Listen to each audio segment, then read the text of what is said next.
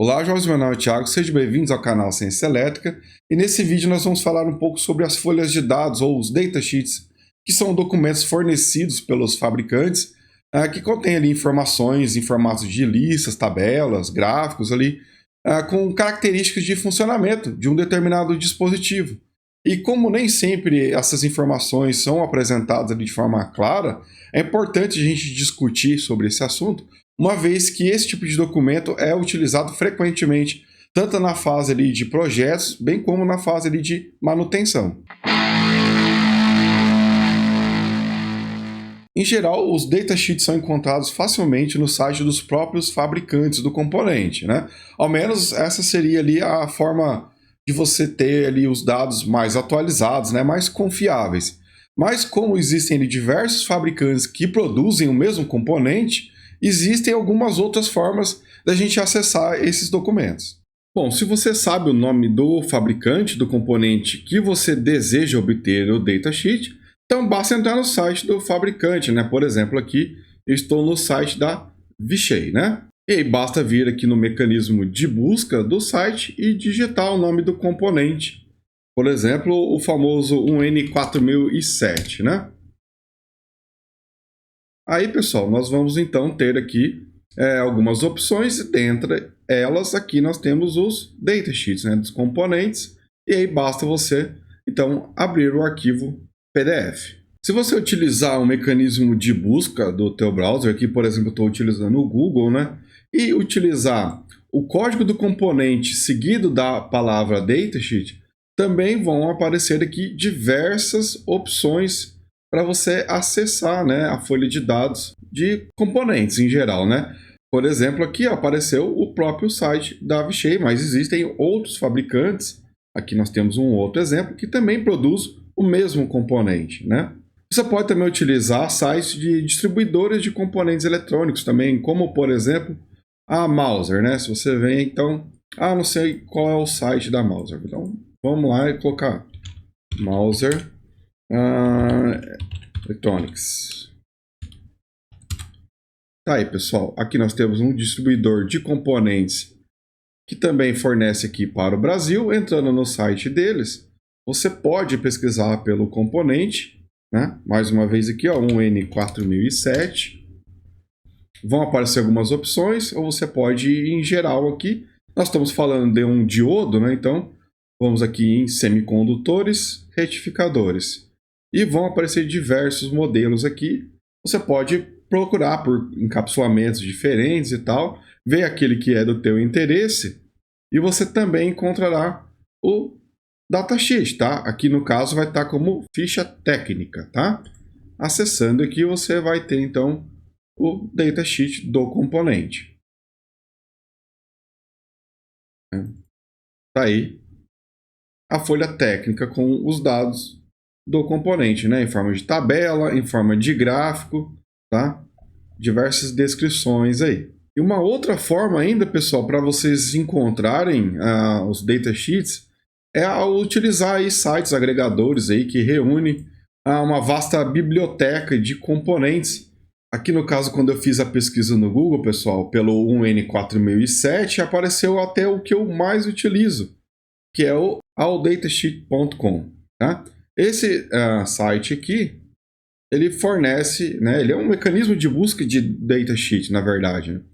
Então, aqui no caso, ele está me fornecendo alguns fabricantes e modelos para um N4007, mas se eu venho aqui na página principal, né, ou utilizo aqui a barra de busca, né, eu posso escrever qualquer componente que eu queira, né? Por exemplo, aqui o NE555, né, o timerzinho aqui analógico, e observe que ele me fornece aqui diversos fabricantes para o mesmo componente. Aqui eu tenho acesso ao datasheet deles. É bastante simples de encontrar então a maioria dos datasheets dos componentes eletrônicos. Bom, agora que nós sabemos onde conseguir essas folhas de dados, vamos então analisar o datasheet de um diodo. Então, pessoal, eu fiz aqui o download do datasheet do 1N4007, que na verdade é uma família de diodos, né, que vem ali do 4001 até o 4007. Tá? Então, essa folha de dados tem informações a respeito de todos esses componentes aqui. E esse é o padrão do datasheet, tá, pessoal? Nós temos aqui, então, algumas características gerais, né, sobre os componentes, como, por exemplo, dizer aqui que tem uma pequena queda de tensão direta, né, quando o diodo está diretamente polarizado, uma baixa corrente de fuga, né, que nós chamamos lá de saturação reversa, né, ele suporta ali picos de corrente elevado, trabalha ali com soldas na faixa de 275 graus por 10 segundos, né, então tem algumas características gerais.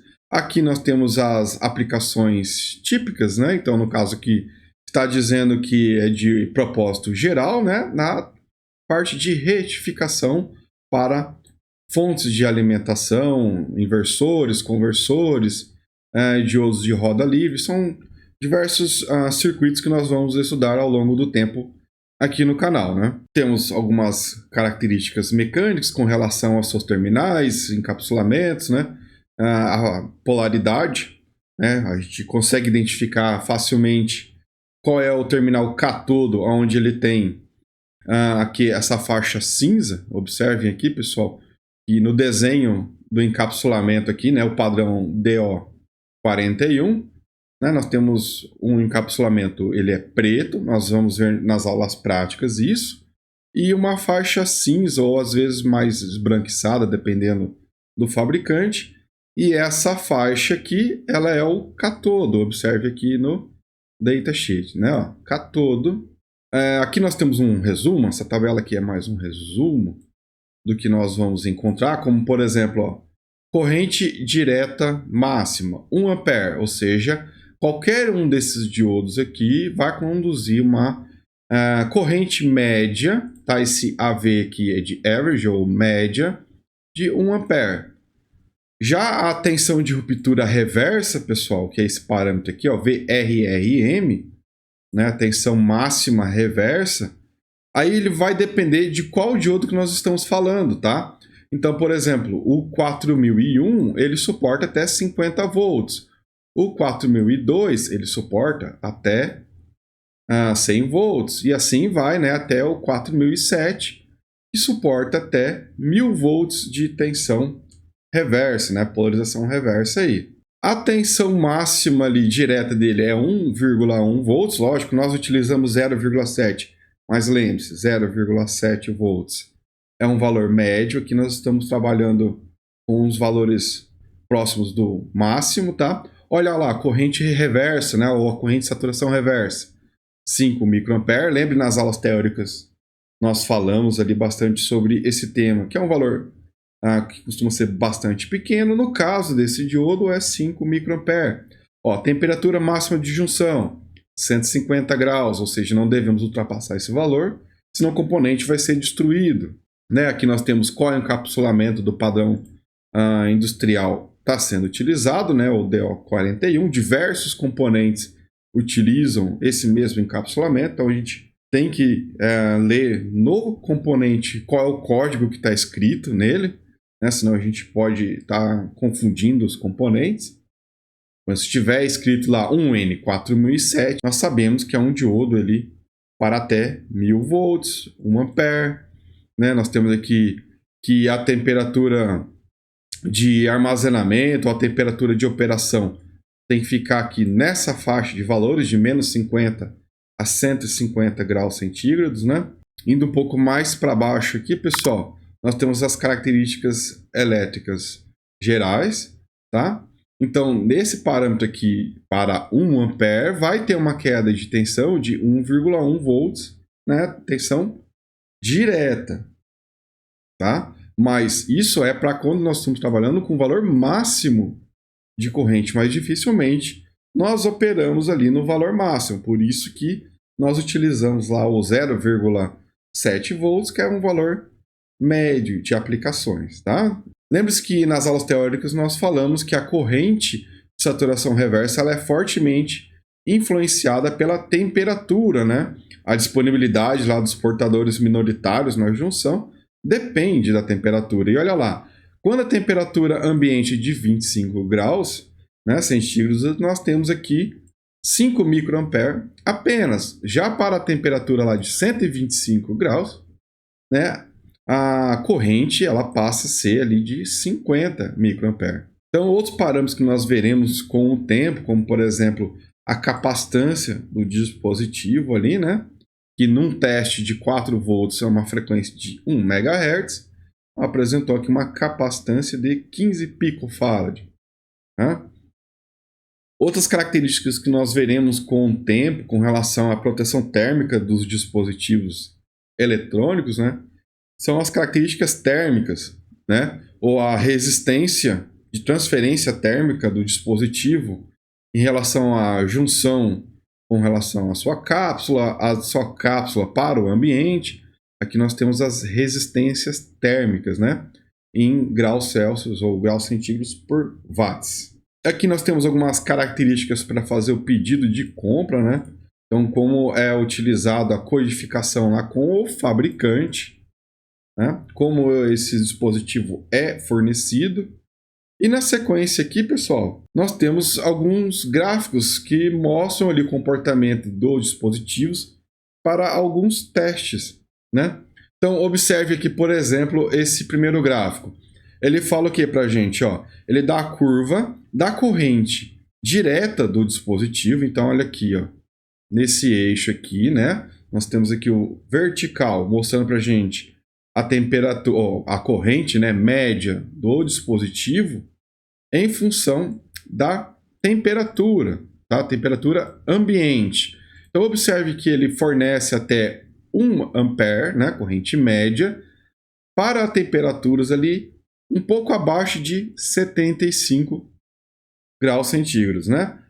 Para temperaturas maiores, a recomendação, então, é que você trabalhe com correntes menores, tá? Outro gráfico aqui que é interessante, ó, considerando que o sinal aplicado no diodo é de 60 Hz, né?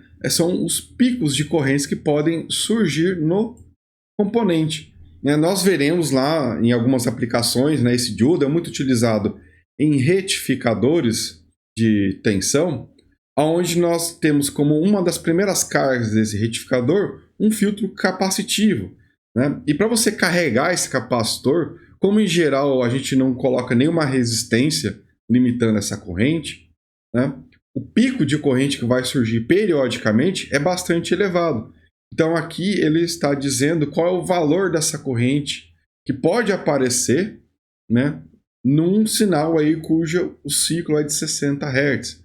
Então, por exemplo, pode surgir ali, ó, picos de 20 amperes, ele suporta esse valor, desde que você consiga ali uma quantidade de picos até, por exemplo, 7 vezes. Ou seja, dentro de 60 Hz, podem surgir aqui, ó, 7 picos de 20 amperes que o diodo vai operar regularmente. Ah, não, mas o meu circuito aqui vai ter picos maiores, vai ter 25 amperes, beleza? Então você pode trabalhar aqui com até 2 picos desse, no caso de um sinal de ciclo de 60 Hz.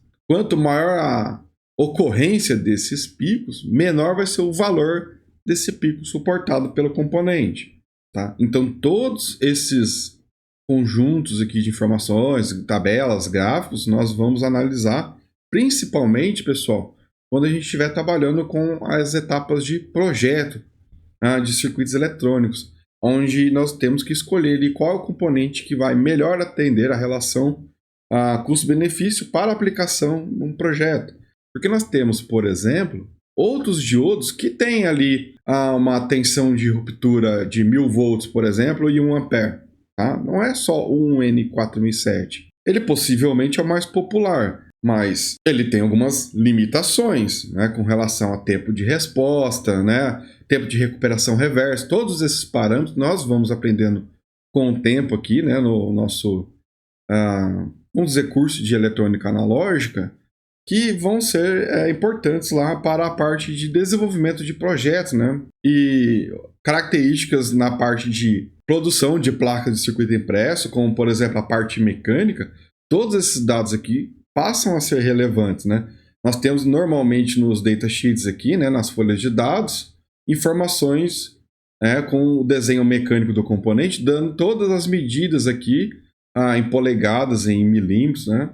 Então, por exemplo, ó, tudo que nós temos fora do parênteses, nós estamos trabalhando em polegadas. Dentro do parênteses aqui, pessoal, nós temos os dados em milímetros. Então, o que ele está dizendo? Que normalmente o terminal desse componente ele vem do fabricante com 1 polegada de comprimento, ou 25,4 milímetros.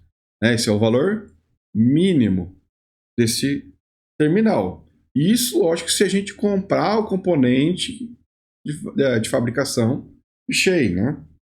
Ó, comprimento da cápsula, a largura da cápsula, tá? Então, todos esses dados técnicos mecânicos também são importantes quando nós vamos lá trabalhar com a parte do desenvolvimento de placas de circuito impresso, né? Vamos para a parte de produção, né? E aqui nós temos alguns avisos gerais aqui do fabricante. Então, lógico, alguns componentes a gente dá mais atenção para algumas informações, outros a gente acaba pegando com o tempo ali, com a experiência, e a gente já começa a passar batido com relação a algumas coisas. Mas em geral, pessoal, surgiu ali dúvida a respeito do funcionamento ou características, limites de algum componente, a gente vai ter que buscar ali informações no datasheet dos componentes, dos fabricantes, né? Para que a gente evite ali dor de cabeça na hora das práticas, né? Bom, pessoal, essa foi uma visão geral, mas quando nós partimos para o desenvolvimento de projetos, outras características também vão ser observadas, ok? Bom, então eu espero que esse vídeo tenha sido útil para você, né? Então, caso positivo, deixe seu like, né? Verifique se você já está inscrito no canal e ainda, né, torne-se membro do clube do canal, onde você vai ter acesso ali a conteúdos exclusivos, além de estar contribuindo aí com a manutenção do Lab, tá? Fique à vontade para deixar críticas, dúvidas ou sugestões aí na área de comentários. Forte abraço e até a próxima aula.